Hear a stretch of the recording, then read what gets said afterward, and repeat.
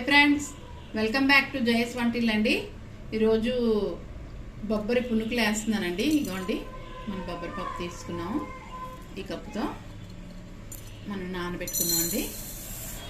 ఒక 3 గంటలు నానాలండి. 3-4 గంటలు నానబెట్టుకోవచ్చండి పప్పు. మనం ఇక్కడికి నీళ్ళు వేసుకొని నానబెట్టి చూపిస్తానండి. మనకి చూసారా ఎలా నానిందో. మనం చిన్న కప్పే వేసుకున్నాం, చూసారండి. ఈ కప్పుతో వేసుకున్నాం. మనకి ఇంత పప్పు అయింది. మనం ఒక 2 సార్లు కడిగేసుకుందామండి. మనం కడిగామండి, చూసారా, కొద్ది బొత్తు ఉంచాను. మనం ఇప్పుడు మిక్సీ చేద్దామండి. మనం 3 గంటలు నానబెట్టాక 4 గంటలు నానబెట్టామండి. 3-4 గంటలు నానబెట్టుకోవాలి. చూసారా, మనం మిక్సీ చేసుకుందాం. మనం మిక్సీ జార్లో వేసుకున్నాం కదండి. 3 ఎండుమిర్చి వేస్తున్నాను. కొద్దిగా జీలకర్ర, వెల్లుల్లి ఒక 5 అండి రెమ్మలు,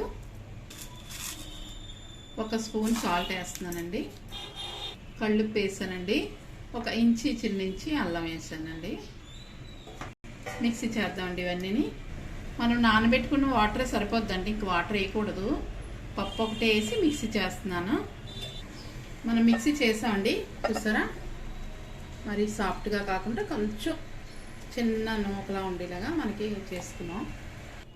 2 పచ్చిమిర్చి వేస్తున్నానండి కట్ చేసి, కొద్ది కరివేపాకు, 2 ఉల్లిపాయలండి చిన్న ముక్కలు తరిగాను. మనం కలిపిసుకుంటున్నామండి. ఇదిగోండి, ఇలా బాగా కలుపుకున్నాము.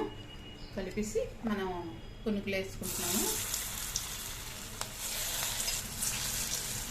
అలా వేసుకోవడమేనండి.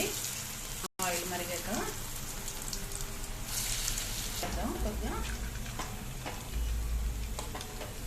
పునుకులు అండి చాలా బాగుంటాయి అండి. వేస్తున్నాను.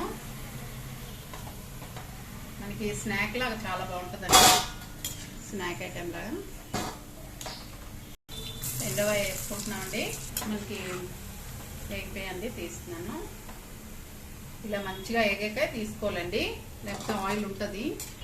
మన బొబ్బరి పునుకులు చూడండి ఎంత బాగా అయిపోయాయో. 3 వాయిలు అయ్యాయి ఆ పప్పు, ఇంత కొద్ది పప్పును. చూసారా, మనకి మా బాబు ఆగలేక తినేస్తున్నాడు పక్క నుంచి. నచ్చితే లైక్ చేయండి, కామెంట్ చేయండి, సబ్స్క్రైబ్ చేయండి, కామెంట్స్ పెట్టండి.